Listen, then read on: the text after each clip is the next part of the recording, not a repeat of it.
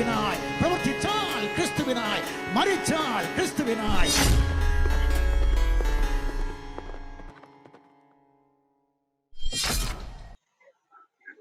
Praise the Lord സഹോദരന്മാരെ, praise the Lord. ഈ റൂമില് നമ്മൾ ഇതുവരെ സംസാരിച്ചുകൊണ്ടിരുന്നത് മുഹമ്മദ് എന്ന ഈ മനുഷ്യൻ ജനിച്ചില്ലായിരുന്നുവെങ്കിൽ ലോകത്തിൽ സംഭവിക്കാൻ സാധ്യതയുള്ള കാര്യങ്ങളാണ്. അല്ലെങ്കിൽ അതാണ് നമ്മൾ ഭൂമുഖത്ത് ജനിക്കാതിരുന്നെങ്കിൽ എന്തൊക്കെ പോസിബിൾ ആകുമായിരുന്നു, സാധ്യമാകുമായിരുന്നു എന്നുള്ളതാണ് നമ്മൾ ഇതുവരെ സംസാരിച്ചത്. അപ്പൊ ഇതേ ചോദ്യം തന്നെ തീർച്ചയായിട്ടും ഇസ്ലാമിക സുഹൃത്തുക്കൾക്ക് മനസ്സിലുണ്ടാകും. നിങ്ങളുടെ ദൈവമെന്ന് നിങ്ങൾ വിശ്വസിക്കുന്ന യേശു ഇവിടെ ജനിച്ചില്ലായിരുന്നുവെങ്കിൽ എന്തെല്ലാം സംഭവിക്കാമായിരുന്നു, അല്ലെങ്കിൽ ജനിക്കാതിരുന്നെങ്കിൽ എന്തായിരുന്നു സാധ്യതയുള്ള കാര്യങ്ങളെന്ന്. അപ്പൊ ഞങ്ങളൊരു വാദം വെക്കുമ്പോൾ അതേ വാദം ഞങ്ങൾക്ക് ബാധകമാണല്ലോ. ഈ റൂം ഇട്ടപ്പോൾ നിങ്ങളിൽ ചിലർ ചിന്തിച്ചു കാണും, ഇത് കേവലം മുഹമ്മദിനെ അവഹേളിക്കാൻ വേണ്ടി മാത്രം നടത്തുന്ന ഒരു റൂമാണ് എന്ന് ഏതെങ്കിലും മുസ്ലിമുകൾക്ക് തോന്നുന്നുവെങ്കിൽ നിങ്ങൾക്ക് വേണ്ടിയിട്ടുകൂടെയാണ് ഞാനിത് സംസാരിക്കുന്നത്. നിങ്ങളുടെ മുഹമ്മദിനെ വെച്ചുകൊണ്ട് ഞങ്ങൾ ഈ പറഞ്ഞ ഇതേ വാദം ഞങ്ങളുടെ കർത്താവായ യേശു ക്രിസ്തുവിലേക്ക് നമുക്കൊന്ന് അപ്ലൈ ചെയ്ത് നോക്കാം. യേശു ക്രിസ്തു ജനിക്കാതിരുന്നുവെങ്കിൽ ഈ ലോകത്തിൽ എന്തായിരിക്കും സ്വാഭാവികമായിട്ട് സംഭവിക്കുക, അല്ലെങ്കിൽ എന്തെല്ലാം കാര്യങ്ങൾക്കുള്ള സാധ്യതയുണ്ട്? ഞാൻ പെട്ടെന്ന് അക്കമിട്ട് ഒരു 15 കാര്യങ്ങൾ പറഞ്ഞ് ഞാൻ അവസാനിപ്പിക്കുന്നതാണ്. ഒന്നാമതായിട്ട് വിശുദ്ധ ബൈബിൾ പറയുന്നത്, യേശുക്രിസ്തുവിന്റെ ജനനത്തെ കുറിച്ച് പറയുന്നത് സർവ്വലോകത്തിനും ഉണ്ടാകുവാനുള്ള മഹാസന്തോഷം എന്ന് പറഞ്ഞുകൊണ്ടാണ് ജനിക്കുവാൻ പോകുന്ന യേശുവിനെ ദൂതന്മാർ പ്രസന്റ് ചെയ്യുന്നത്. സർവ്വലോകത്തിനും ഉണ്ടാകുവാൻ പോകുന്ന മഹാസന്തോഷം. അപ്പൊ അവിടെ ഒരു കാര്യം വളരെ വ്യക്തമാണ്. യേശുക്രിസ്തുവിന്റെ ജനനത്തോടുകൂടെ രാജ്യ അതിർത്തികൾക്കപ്പുറത്തേക്ക് യുദ്ധമോ ആയുധങ്ങളോ ഒന്നുമില്ലാതെ കടന്നു ചെല്ലുവാൻ കഴിയുന്ന, എല്ലാ മനുഷ്യ മനസ്സുകളിലേക്കും അതിർവരമ്പുകൾ ഇല്ലാതെ കടന്നു ചെല്ലുവാൻ കഴിയുന്ന ഒരു സന്തോഷത്തിന്റെ സന്ദേശം ലോകത്തിന് ലഭ്യമായത്, അല്ലെങ്കിൽ ഒരു സന്ദേശം, അത്തരം ഒരു സന്ദേശം ലോകത്തിന് ലഭ്യമാകുമായിരുന്നില്ല യേശുക്രിസ്തു ജനിച്ചില്ലായിരുന്നുവെങ്കിൽ. ഇന്നും ലോകത്തിൽ എല്ലായിടത്തും പ്രസംഗിക്കപ്പെട്ടുകൊണ്ടിരിക്കുന്ന സുവിശേഷ സന്ദേശത്തിന്റെ അതിന്റെ ഉൾക്കാമ്പ് എന്ന് പറയുന്നത് ഏതു മനുഷ്യനെയും സന്തോഷിപ്പിക്കുകയും അവന് മരണാനന്തര ജീവിതത്തെ കുറിച്ച് പ്രത്യാശയും ഉറപ്പും നൽകുന്ന, മരിച്ചാലും കുഴപ്പമില്ല ഞാൻ സ്വർഗത്തിലായിരിക്കുമെന്നുള്ള ഉറപ്പ് നൽകുന്ന സന്ദേശം. അതിന് യാതൊരുവിധ അതിർത്തികളുമില്ല. ഏതു വലിയ കോട്ട കെട്ടി അടച്ചാലും ആ കോട്ടയ്ക്കുള്ളിലേക്കും കടന്നു ചെല്ലുവാൻ കഴിയുന്നതാണ് സുവിശേഷം. ഏതു വലിയ സമുദായത്തിന്റെ മതിൽക്കെട്ടുകൾ പണിതുയർത്തി അതിനെ തടഞ്ഞു വെക്കുവാൻ ശ്രമിച്ചാലും ആ മതിൽക്കെട്ടുകളെ മറികടക്കുന്നതാണ് സുവിശേഷത്തിന്റെ സന്ദേശം. എത്ര വലിയ ഇരുമ്പ് കോട്ടയ്ക്കുള്ളിൽ, കൽത്തുറങ്കുകൾക്കുള്ളിൽ അടയ്ക്കുവാൻ ശ്രമിച്ചാലും സുവിശേഷം ഒരു മനുഷ്യന്റെ മനസ്സിൽ കൊടുക്കുന്ന സന്ദേശത്തിന് ആ കൽത്തുറങ്കുകളുടെ ഭിത്തികൾക്കുള്ളിലും അത് പ്രതിധ്വനിക്കും. അതിനപ്പുറത്തേക്കും സുവിശേഷം ഒരുവന്റെ ഹൃദയത്തിൽ നൽകുന്ന സന്തോഷം അവന് ചുറ്റുമുള്ള ജനതയിലേക്ക് അത് പടർന്നു ചെല്ലുന്നതാണ്, അത് ഇരച്ചു കയറുന്നതാണ്. അത്ര വലിയൊരു സന്തോഷമാണ് ഈ ലോകത്തിന് യേശുക്രിസ്തുവിൽ ലഭ്യമായത്. അതുകൊണ്ട് അതിന് മറുവശം പറയുമ്പോൾ ഇങ്ങനെ പറയും, യേശുക്രിസ്തു ജനിച്ചില്ലായിരുന്നുവെങ്കിൽ ധനത്തിന് തരുവാൻ കഴിയാത്ത, സമ്പത്തിന് നൽകുവാൻ കഴിയാത്ത, ലോകത്തിലെ ഒരു ശക്തിക്ക് നൽകുവാൻ കഴിയാത്ത ഈ ഒരു സന്തോഷം ലോകത്തിന് ലഭ്യമാകാതെ പോകുമായിരുന്നു. ഒരു അധികാരത്തിന് നൽകുവാൻ കഴിയാത്ത ഈ സന്തോഷം മനുഷ്യർക്ക് ലഭ്യമാകാതെ പോകുമായിരുന്നു. രണ്ടാമത്, ഗോത്ര സംസ്കാരങ്ങളെ എല്ലാം തള്ളിക്കളയുന്ന ഒരു ആത്മീക സംസ്കാരത്തിന്റെ തുടക്കം ചരിത്രത്തിൽ ഉണ്ടാകുമായിരുന്നില്ല.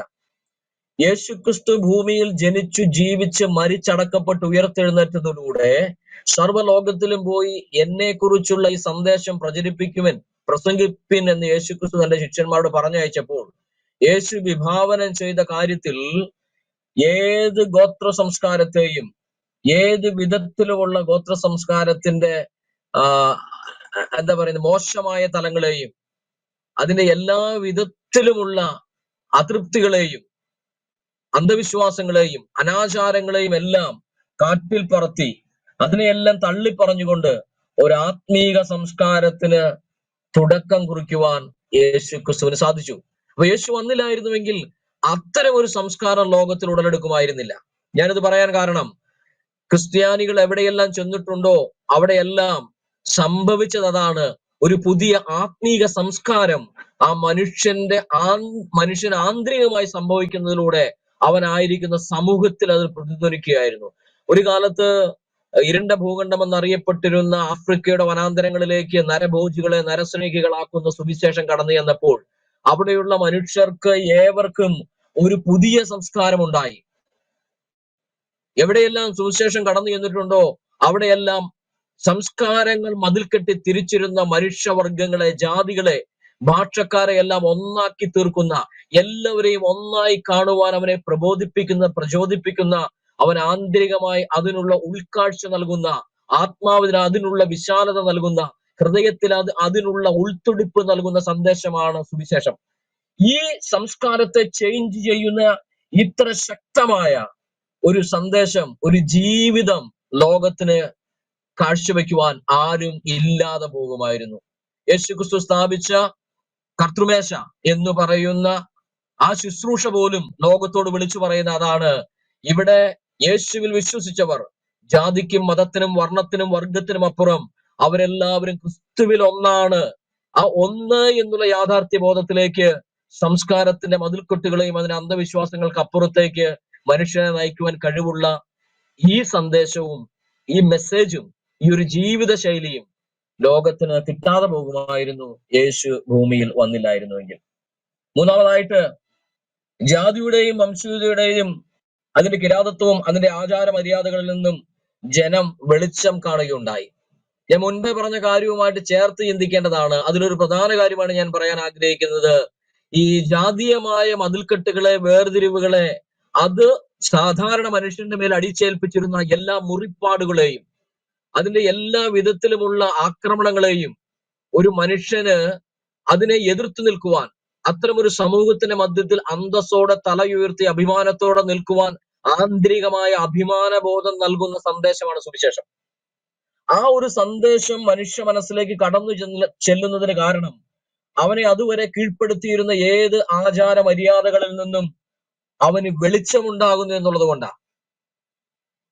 അതും വരെ അവന്റെ പിതാക്കന്മാർ, അവന്റെ സമൂഹം, അവന്റെ രാജ്യം, അവൻ ഉൾപ്പെടുന്ന സംസ്കാരം അല്ലെങ്കിൽ ജാതീയമായ ആചാരങ്ങൾ പുലർത്തിപ്പോന്നിരുന്ന വിശ്വാസങ്ങളുടെയും ആചാരങ്ങളുടെയും അന്ധകാരത്തെ അവന്റെ ഹൃദയത്തിൽ നിന്ന് അകറ്റുമ്പോൾ അത് ഭോഷ്കാണെന്ന്, അതിൽ സത്യമില്ലെന്ന്, അതിൽ ആത്മീയതയില്ലെന്ന്, അതിൽ യാഥാർത്ഥ്യമില്ലെന്ന്, അതിൽ ദൈവചിന്തയില്ലെന്ന്, അത് കേവലം മനുഷ്യന്റെ മനസ്സിനെയല്ല, കേവലം ശരീരത്തെ മാത്രം തൃപ്തിപ്പെടുന്ന ശുദ്ധീകരണ നിയമങ്ങൾ മാത്രമാണെന്ന് തിരിച്ചറിയുന്നിടത്ത് നിന്ന് അവൻ സുവിശേഷത്തിന്റെ യാഥാർത്ഥ്യ ബോധത്തിലേക്ക് വരുമ്പോൾ അവന്റെ ഉള്ളിലുണ്ടാകുന്ന വെളിച്ചം, ആ വെളിച്ചം ലോകത്തിന് ലഭ്യമാകാതെ പോകുമായിരുന്നു. അതുകൊണ്ടാണ് യേശുക്രിസ്തു പറഞ്ഞത്, ഞാൻ ലോകത്തിന്റെ വെളിച്ചമാകുന്നു. അതുകൊണ്ടാണ് യേശുക്രിസ്തുവിനെ കുറിച്ച് ലോകം കണ്ട മഹാന്മാർ പറഞ്ഞത്, അവൻ ലോകത്തിന്റെ വെളിച്ചമാണ്. ബുദ്ധൻ യേശുയുടെ വെളിച്ചമാണെങ്കിൽ യേശു ലോകത്തിന്റെ തന്നെ വെളിച്ചമാണെന്ന് വിവരമുള്ളവർ പറഞ്ഞതിന് കാരണം അവർ ബൈബിള് വായിച്ച് കണ്ടെത്തി എന്നുള്ളതല്ല, യാഥാർത്ഥ്യബോധത്തിലേക്ക് അവർ എത്തിയത് കൊണ്ടാ. ആ വെളിച്ചം ലോകത്തിന് കിട്ടാതെ പോകുമായിരുന്നു യേശു ഭൂമിയിൽ ജനിച്ചില്ലായിരുന്നുവെങ്കിൽ. അടുത്തത്, നാലാമതായിട്ട്, കുടുംബജീവിതത്തിൽ ഏകഭാര്യ എന്ന ചിന്താഗതി ലോകത്തിൽ ഇത്രത്തോളം ശക്തി പ്രാപിക്കുമായിരുന്നില്ല. മോണോഗമി എന്നുള്ള ഒരു ചിന്ത ഇന്നേക്ക് 2000 വർഷത്തിനപ്പുറം കരുത്തുള്ളവൻ തനിക്കിഷ്ടമുള്ള എല്ലാവരെയും ഭാര്യമാരാക്കുന്ന ഒരു സംസ്കാരത്തിൽ നിന്ന്, ആക്രമിച്ച് കീഴ്പ്പെടുത്തുന്ന സമൂഹങ്ങളിൽ നിന്ന് ഇഷ്ടമുള്ള സ്ത്രീകളെ എടുക്കുന്ന ഒരു ആചാരത്തിൽ നിന്ന്, അത്തരം ഒരു ആക്രമണ സ്വഭാവത്തിൽ നിന്ന്, ഗോത്രങ്ങൾ തമ്മിൽ യുദ്ധങ്ങൾ ഉണ്ടാകുമ്പോൾ, വഴക്കുകൾ ഉണ്ടാകുമ്പോൾ ഒരു ഗോത്രം മറ്റൊരു ഗോത്രത്തിലെ സ്ത്രീകളെ പിടിച്ചുകൊണ്ടുപോയി അടിമയാക്കുകയോ റേപ്പ് ചെയ്യുകയോ ചെയ്യുന്ന ഒരു സംസ്കാരത്തിൽ നിന്ന് യേശുക്രിസ്തു ഭൂമിയിൽ ജനിച്ച് ജീവിച്ച് മനുഷ്യരെ പഠിപ്പിച്ച സന്ദേശം ഹൃദയത്തിൽ ഉൾക്കൊണ്ടവർ, അവരെ സംബന്ധിച്ച് മോണോഗമി, ഏക ഭാര്യയോടുകൂടെ ജീവിതകാലം മുഴുവൻ കഴിക്കുവാനും മറ്റൊരു സ്ത്രീയെ ഏത് നിലയിൽ കിട്ടിയാലും അവരെ ഒരു നിലയിലും ഉപദ്രവിക്കാതെ അവരോട് ഭവ്യമായി, സ്നേഹമായി, മര്യാദയായി, ഒരു ജഡമോഹവും ഇല്ലാതെ ഇടപെടുവാൻ കഴിയുന്ന ഒരു സംസ്കാരം ലോകത്തിന് കാഴ്ചവെച്ചത് യേശു ക്രിസ്തു ഭൂമിയിൽ വന്നതുകൊണ്ട്, യേശു ക്രിസ്തു അത്തരം ടീച്ചിങ്സ് ലോകത്തിന് കൊടുത്തത് കൊണ്ടാണ്. അവിടെ ക്രിസ്ത്യാനികളിൽ നിന്ന് എവിടെയെങ്കിലും വീഴ്ച പറ്റിയിട്ടുണ്ടെങ്കിൽ ആ വീഴ്ചകളൊന്നും യേശു ക്രിസ്തുവിന്റെ ടീച്ചിങ്ങിന്റെ കുഴപ്പം കൊണ്ടല്ല, അതനുസരിക്കാത്ത ക്രൈസ്തവ നാമധാരികളിൽ നിന്ന് സംഭവിച്ചിട്ടുണ്ടാകാം. എന്നാൽ യേശു ക്രിസ്തു പഠിപ്പിച്ച മോണോഗമി, ഏകഭാര്യാവ്രതം, ഏകഭാര്യയോടുകൂടെ ജീവിക്കുക എന്നുള്ള അങ്ങനെയുള്ളവരാണ് തന്റെ സഭയുടെ ശുശ്രൂഷകരാകേണ്ടത് എന്നുള്ള യേശുക്രിസ്തുവിന്റെ ടീച്ചിങ് മാതൃകാപരമായ ഒരു കുടുംബ ജീവിതത്തിന് ലോകമെമ്പാടും വ്യക്തമായ കാഴ്ചപ്പാട് നൽകി. ഇങ്ങനെ ഒരു കാഴ്ചപ്പാട് ലോകത്തിന് കിട്ടാതെ പോകുമായിരുന്നു. ഇന്നും ഇസ്ലാം വിമർശനത്തിന്റെ മുന്നിൽ നിൽക്കുമ്പോൾ, ഗോത്രവർഗ്ഗങ്ങൾ വിമർശനത്തിന്റെ മുന്നിൽ നിൽക്കുമ്പോൾ, ധാർമ്മികതയുടെ പേരിൽ കുടുംബജീവിതത്തിന്റെ കാര്യം പറയുമ്പോൾ ഇതെങ്ങനെ പോസിബിൾ ആകും, അധാർമികതയുടെ കാര്യം പറയുമ്പോൾ അവിടെയെല്ലാം ക്രിസ്ത്യാനികൾ അല്ലാത്തവന്റെ ഉള്ളിലും ഈ ചിന്താഗതികൾ മതിക്കുന്നതിന് കാരണം എവിടെയെല്ലാം ക്രിസ്ത്യാനികൾ ഉണ്ടായിട്ടുണ്ടോ അവിടെയെല്ലാം അവർ കുടുംബ ജീവിതത്തിൽ കാണിക്കുന്ന ഈ മാതൃകയും അവരുടെ ഇടയിൽ പരസ്ത്രീഗമനം നടത്തുന്നവന് സൊസൈറ്റിയിൽ യാതൊരു വിലയും അവനൊരു ബഹുമാനവും കിട്ടുന്നില്ല ക്രിസ്ത്യാനികളുടെ ഇടയിൽ എന്നുള്ളത് കൊണ്ട് അത് കണ്ട് ബോധ്യപ്പെട്ടതിൽ നിന്നാണ് ഇവിടെയുള്ള ഓരോരുത്തർക്കും ഏകഭാര്യാവ്രതമാണ് കൂടുതൽ മെച്ചമായത് എന്നുള്ള തോന്നൽ ഉണ്ടായത്. ഇവിടെയും എവിടെയും അത് തന്നെയാണ്. അപ്പം നാലാമത്തെ കാര്യം അതാണ്. അഞ്ചാമത്തെ കാര്യം, സ്ത്രീകൾക്ക് സാമൂഹിക ജീവിതത്തിൽ തുല്യതാബോധം ഒരു കാലത്തും ഉണ്ടായിരുന്നില്ല. അല്ലെങ്കിൽ സ്ത്രീകൾക്ക് സമൂഹത്തിലും ജീവിതത്തിലും തുല്യതാബോധം കൊടുക്കുവാൻ യേശുക്രിസ്തു വന്നതുകൊണ്ട് സാധിച്ചു. യേശുക്രിസ്തു വരുന്നതിന് മുൻപുള്ള യഹൂദ മതത്തിന്റെ പശ്ചാത്തലത്തിൽ പോലും ലഭ്യമാകാതിരുന്ന ഒന്ന് തിരുത്തലോടുകൂടി യേശുക്രിസ്തു പഠിപ്പിക്കുകയായിരുന്നു. അപ്പൊ ഇവിടെ നമ്മൾ മനസ്സിലാക്കേണ്ട ഒരു കാര്യം, യേശു ഭൂമിയിൽ വന്നില്ലായിരുന്നുവെങ്കിൽ ജീവന്റെ കൃപയ്ക്ക് സ്ത്രീകൾ കൂട്ടവകാശികളാണെന്നുള്ള ടീച്ചിങ്, അവർക്ക് ബഹുമാനം കൊടുപ്പിനെന്നുള്ള ടീച്ചിങ്, അവർ നിന്നോട് കൂടെ ഏതൊരു കാര്യത്തിലും നിനക്ക് തുണയാണ് എന്നുള്ള ടീച്ചിങ്, ഈ പഠനം ലോകത്തിന് ലഭ്യമാകാതെ പോകുമായിരുന്നു യേശു വന്നില്ലായിരുന്നുവെങ്കിൽ. യേശു വന്നില്ലായിരുന്നുവെങ്കിൽ സ്ത്രീകൾ എന്നും അടിമകളായി, പ്രസവിക്കുന്ന യന്ത്രങ്ങളായി, കുട്ടികളെ നോക്കുന്ന കേവലം കുട്ടികളെ വളർത്തുവാൻ വേണ്ടി മാത്രം വിധിക്കപ്പെട്ടവരായി, കുടുംബത്തിലെ അടുക്കള പണിക്കാരെ പോലെ, അടിമകളെ പോലെ അവർ ജീവിക്കേണ്ടി വരുമായിരുന്നു. അപ്പൊ സ്ത്രീ സമൂഹത്തിന് പുരുഷന്മാരോടൊപ്പം കുടുംബത്തിലും സൊസൈറ്റിയിലും വിലയുണ്ട് എന്ന്, ദൈവസന്നിധിയിൽ അവർ അങ്ങനെ വിലമതിക്കപ്പെടുന്നവരാണ് എന്ന് ലോകത്തിന് ബോധ്യപ്പെടുത്തി കൊടുത്തത് യേശു ക്രിസ്തുവിന്റെ ഉപദേശമാണ്. വലിയ വലിയ ഉപദേശങ്ങൾ കൊടുത്ത മതനേതാക്കന്മാരിൽ ചിലർ ഭാര്യയെ ഉപേക്ഷിച്ചുകൊണ്ട് മതം പടുത്തുയർത്തിയപ്പോൾ, ചിലർ ബഹുമാനിത്വത്തോടുകൂടെ പിന്നെയും പിന്നെയും വിവാഹം കഴിച്ചും വിവാഹം കഴിക്കാതെയും ശരീരം ദാനം ലഭിക്കുന്നവരെ ഒക്കെ വാങ്ങിച്ച് വലിയ ആളുകളായി ജനഹൃദയങ്ങളിലേക്ക് കയറി കൂടുവാൻ ശ്രമിച്ചപ്പോൾ യേശു വിവാഹം കഴിക്കാതെ ജീവിച്ചു എങ്കിലും വിവാഹത്തിൽ സ്ത്രീക്കുള്ള മഹനീയത, കുടുംബത്തിൽ അവൾക്കുള്ള മാന്യത, അവൾക്ക് ലഭിക്കേണ്ടുന്ന ആദരവ്, അത് യേശു തന്റെ ശിഷ്യന്മാരെ വളരെ വ്യക്തമായി പഠിപ്പിച്ചു എന്നുള്ളതാണ് നമ്മളോട് മനസ്സിലായത്. അപ്പോൾ സ്ത്രീകൾക്ക് ആദരവ് ലഭിക്കാതെ പോകുമായിരുന്നു ഈ സമൂഹത്തിൽ. മറ്റൊരു കാര്യം, ലോകത്തിലാകമാനം ധാർമ്മികമായ ഒരു ഏക ചിന്താധാര ഉണ്ടാകുവാനുള്ള ഒരു സാധ്യതയും ഉണ്ടായിരുന്നില്ല അതുവരെയുള്ള കാലഘട്ടം നമ്മൾ പരിശോധിച്ചാൽ ഭാഷകളും ഗോത്രങ്ങളും വംശങ്ങളുമായി തിരിഞ്ഞു നിൽക്കുകയും ഓരോരുത്തരുടെയും ധാർമ്മികതാ ബോധം ആ സൊസൈറ്റിക്കുള്ളിൽ, ആ മതിൽക്കെട്ടിനുള്ളിൽ മാത്രം നിൽക്കുന്നത്. ഇന്ത്യൻസിന്റെ ഇന്ത്യയിൽ, ഹിന്ദുക്കളുടെ ഇന്ത്യയിൽ. അപ്പൊ അതുപോലെ ഓരോ രാജ്യങ്ങളിൽ ചെല്ലുമ്പോൾ അവരുടെ ഗോത്ര സംസ്കാരത്തോട് ചേർന്ന് നിൽക്കുന്ന ഒരു ധാർമ്മികതാ ബോധത്തിലായിരുന്നു അവരെല്ലാം കഴിഞ്ഞിരുന്നത്. എന്നാൽ യേശുക്രിസ്തുവിന്റെ സുവിശേഷം തന്റെ ടീച്ചിങ്സ് 18-ാം നൂറ്റാണ്ടോടുകൂടെ മിഷണറി അവേക്കിങ്ങിന് ഉണ്ടാകുമ്പോൾ, ലോകമെമ്പാടും അത് പ്രചരിച്ചപ്പോൾ അവിടെ കൂടത്തിൽ സംഭവിച്ച ഒരു കാര്യമാണ്, ലോക സംസ്കാരങ്ങളുടെ ജനാധിപത്യത്തിലേക്ക് കുതിച്ചപ്പോൾ ലോക സംസ്കാരത്തിന്റെ ജനാധിപത്യ വ്യവസ്ഥിതികളുടെ നിയമങ്ങളുടെ എല്ലാം പിന്നിൽ പ്രവർത്തിച്ചവരിൽ അധികവും ക്രൈസ്തവരും ക്രൈസ്തവ മിഷണറിമാരും, അതുപോലെ ക്രൈസ്തവർ അതുവരെ ഭരിച്ചിരുന്ന രാജ്യങ്ങളിൽ, കോളനിവൽക്കരിക്കപ്പെട്ട പ്രദേശങ്ങളിൽ അവർ മുന്നോട്ട് വെച്ച ധാർമ്മികതയുടെ നേർചിത്രം കണ്ടവർ, അവിടെയെല്ലാം എഴുതിയുണ്ടാക്കിയ നിയമപുസ്തകങ്ങളിൽ അറിയാതെ എങ്കിലും ക്രിസ്ത്യാനിറ്റി മുന്നോട്ട് വെക്കുന്ന ധാർമ്മികതാ ബോധം മനുഷ്യർ പിന്നീട് എഴുതിയുണ്ടാക്കിയ എല്ലാ നിയമപുസ്തകങ്ങളിലും ഇന്നും നാം കാണുന്നു. അത്തരം നിയമവ്യവസ്ഥിതികൾക്ക് വിധേയപ്പെടാതിരിക്കുന്ന ഒറ്റ കാരണം കൊണ്ടാണ്, ആ ധാർമ്മിക ബോധത്തെ ഉയർത്തിപ്പിടിക്കുവാൻ കഴിയാത്തത് കൊണ്ടാണ് ശരീഅത്തിലൊക്കെ ഇന്നും ചോദ്യം ചെയ്യപ്പെട്ടുകൊണ്ടിരിക്കുന്നത്. ജനാധിപത്യ രാജ്യത്തിനുള്ളിൽ അതിന് നിലനിൽപ്പില്ലാത്തതിന്റെ കാരണം അതാണ്. എന്നാൽ ക്രിസ്ത്യാനിറ്റി മുന്നോട്ട് വെക്കുന്ന ഉപദേശ സംഹിതകൾ, അതിന്റെ സാമൂഹിക വ്യവസ്ഥാ വിവരണം, അതിന്റെ സാമ്പത്തിക വ്യവസ്ഥാ വിവരണം, അതിന്റെ ധാർമ്മിക വ്യവസ്ഥാ വിവരണം ഇന്ത്യ പോലെ ഒരു രാജ്യത്തിൽ പോലും യാതൊരു വിധത്തിലും മാറ്റം വരുത്താതെ പരിപൂർണമായും പിന്തുടരുവാൻ കഴിയുന്ന ഒരു വ്യവസ്ഥയാണ് യേശുക്രിസ്തു മുന്നോട്ട് വെച്ച ധാർമ്മിക ബോധം എന്ന് പറയുന്നത്. ഇവിടെ നിരീശ്വരവാദികൾ മുന്നോട്ട് പറയുന്നു, ഞങ്ങൾ എപ്പോഴും ഹോൾഡ് ചെയ്യുന്ന ധാർമ്മികത എന്ന് പറയുന്നത് ഞങ്ങൾക്ക് ഇവിടുത്തെ ഭരണഘടന നൽകുന്ന ധാർമ്മികതയാണെന്ന്. ഭരണഘടനയ്ക്ക് ഈ ധാർമ്മികത ലഭിച്ചുവെങ്കിൽ അതിന്റെ പിന്നിലും ക്രിസ്ത്യൻ ധാർമ്മികതയാണ് എന്നുള്ളതാണ് നമ്മൾക്ക് ബോധ്യപ്പെടുന്ന വസ്തുത. അതാണ് ചരിത്രം മുന്നോട്ട് പറയുന്നത്. അപ്പം എപ്പോഴും ഇവിടെ പറയും സ്കാൻഡിനേവിയൻ രാജ്യങ്ങളുടെ കാര്യം പറയും, അവിടെ അങ്ങനെയാണ്, അവിടെ ഇങ്ങനെയാണ്. അവിടെയൊക്കെ എന്തുകൊണ്ട് അങ്ങനെ വന്നു? അതിന്റെ ഉത്തരം ക്രിസ്ത്യാനിറ്റി മാത്രമാണ്. അപ്പൊ നമ്മൾ പറഞ്ഞു വന്നത്, യേശു ക്രിസ്തു ലോകത്തിൽ വന്നില്ലായിരുന്നുവെങ്കിൽ ഇന്ന് നമ്മൾ ലോകത്തിൽ കാണുന്ന ജനാധിപത്യ രാജ്യങ്ങളിൽ കാണുന്ന ഈ ധാർമ്മികതയുടെ ഒരു ഏക ചിന്താധാര ഉണ്ടാകുമായിരുന്നില്ല. അതിനെതിരെയാണ് ശരീഅത്തിലോ എന്ന് മല്ലടിച്ചുകൊണ്ടിരിക്കുന്നത്. അപ്പൊ അത് സാഹചര്യവശാൽ പറഞ്ഞേ പറ്റത്തുള്ളൂ. അടുത്തതായിട്ട്, ഏഴാമതായിട്ട്, മറ്റൊരുത്തന്റെ നന്മയ്ക്ക് വേണ്ടി സ്വയം കൊല്ലപ്പെടുവാൻ തയ്യാറാകുന്ന മനസ്സുള്ള ഒരു സംഘം മാന്യരെ ലോകത്തിന് കിട്ടുമായിരുന്നില്ല യേശുക്രിസ്തു വന്നില്ലായിരുന്നുവെങ്കിൽ. ഞാനിത് പറയുമ്പോൾ ഒരു കാര്യം വളരെ സൂക്ഷ്മമായിട്ട് ഞാൻ ചിന്തിച്ചിട്ടാണ് ഇത് ഞാൻ പറയുന്നത്. മറ്റൊരുവന്റെ നന്മയ്ക്ക് വേണ്ടി സ്വന്തം ജീവൻ വെച്ചു കൊടുക്കാൻ തയ്യാറുള്ള മാന്യന്മാരെ സൃഷ്ടിച്ചവനാണ് യേശുക്രിസ്തു. അവിടെയാണ് മിഷണറി പ്രവർത്തകരുടെ, സുവിശേഷ പ്രവർത്തകരുടെ, പാസ്റ്റർമാരുടെ, മാന്യമായി ജീവിക്കുന്ന പുരോഹിത വൃന്ദത്തിന്റെ തലമിരിക്കുന്നത്. അവർക്ക് വേണ്ടിയിട്ടല്ല ജീവിക്കുന്നത്. അവർക്ക് വേണ്ടി ജീവിക്കുന്നവരുടെ കുടുംബത്തിന് വേണ്ടി മാത്രമാണെങ്കിൽ, അവർ ജീവിക്കുന്നത് ക്രിസ്തുവിന് വേണ്ടി ആയതുകൊണ്ട്, അവർ ജീവിക്കുന്നത് തന്റെ മുന്നിൽ വന്നുപെടുന്ന സമൂഹത്തിലെ നാനാ തുറയിലുള്ള വ്യഭിചാരികളും